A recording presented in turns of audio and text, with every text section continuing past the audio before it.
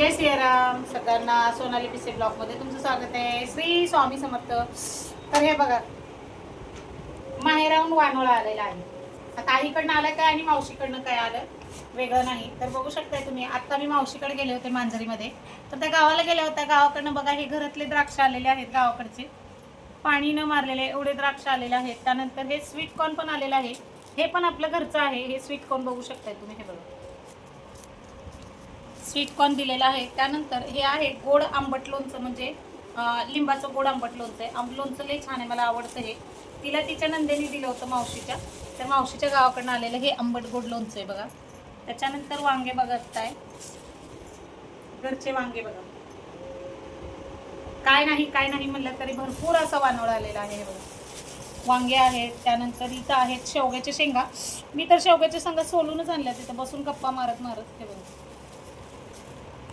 घरच्या आहेत त्या शेंगा. आता इथं घेतल्या तर आपण किती महाग आहे पुण्यात.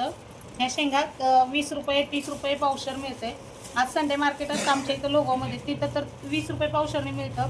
आणि एरवी घ्यायचं म्हणलं की 30 रुपये पावशरने मिळतं. तर हे बघा शेंगा बघा, कमीत कमी पावशर शेंगा आहेत त्या.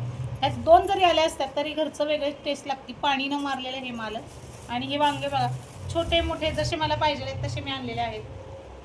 त्यानंतर घरची कांद्याची पात होती, त्याचे मी हे पातीचे कांदे आणले. खायला गोड लागते ते कांदे. आज नॉनव्हेज बनवले तर नॉनव्हेजसाठी हे कांदे आणलेले आहेत, म्हणजे जेव्हा नॉनव्हेज बनवून. हा लसूण आहे गावरान, हा लसूण आहे. आणि हे कांदा आहे पातीचा. त्याच्यानंतर हे बघा हरभरा आहे, घरचा हरभरा आहे. आणि नाही म्हणलं तरी पण हे बघा इथं पालक दिलेला आहे याच्यामध्ये.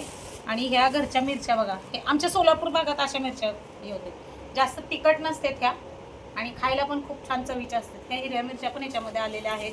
आणि याच्यामध्ये नीट करून आयता पालक आलेला आहे घरून. याच्यात पण वांगे आले बघा एक एक. आणि ही राजगिऱ्याची भाजी आपली शेतातलीच आहे ही पण त्यांच्या. अरे बघा, मावशीच्या गावाकडनं वानोळा आलेला आहे. तर कसा वाटला हे वानोळा सगळा कमेंटमध्ये नक्की सांगा. आईच्या माहेरातून आणि मावशीच्या घरून आलेलं काही वेगळं नाही. मावशीने दिलं काय आणि आईने दिलं काय, तर हे माहेरातूनच आलेला वानोळा आहे. आणि मिरच्या बघा, हिरव्या मिरच्या, शेतातल्या मिरच्या. ह्या मिरच्या इथं कमी प्रमाणात मिळतात, भरपूर अशा कमी प्रमाणात मिळतात. सेम मिरच्या मिळत नाही. आणि मिळाल्या तरी पण 10 वेळा पाणी मारून मारून ठेवलेल्या पालेभाज्या पण आणि मिरच्या पण. आणि हे आपला गावरान पालक आहे, गावाकडचा. याच्यामध्ये एवढ्या मिरच्या निघाल्या नाही आहेत, मिरच्या अजून भरपूर अशा. आणि आंबट चुका पण आहे याच्यामध्ये. हे बघा, आंबट चुका आणि पालक दोन्ही मिक्स आहे याच्यामध्ये.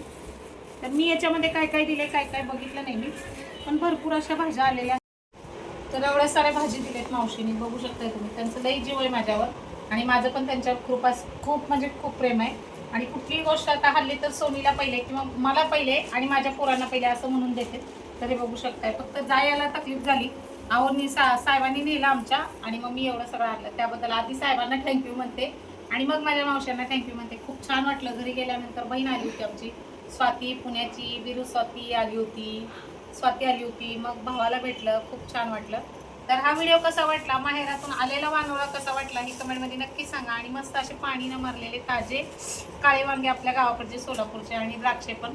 तर चला या खायला सगळेजण. श्री स्वामी समर्थ सगळ्यांना. भेटू पुढच्या व्हिडिओमध्ये. Bye bye.